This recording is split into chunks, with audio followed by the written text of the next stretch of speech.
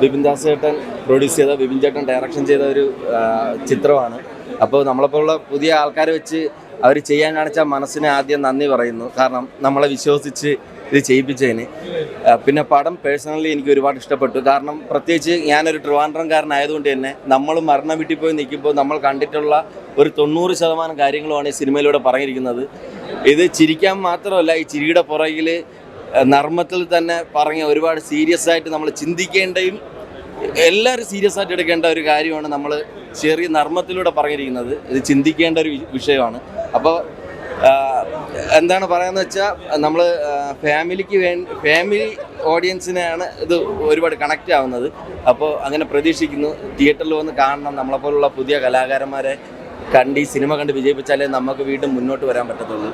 ഒരുപാട് സന്തോഷം. കണ്ട് ഇഷ്ടപ്പെടുകയാണെങ്കിൽ വീണ്ടും ഒരു കുറച്ച് പേരെടുത്തും കൂടെ പറഞ്ഞ് തിയേറ്ററിൽ ആളെ കയറിക്കുക. അതാണ് നമ്മളുടെ ഒരു ആഗ്രഹം. Thank you.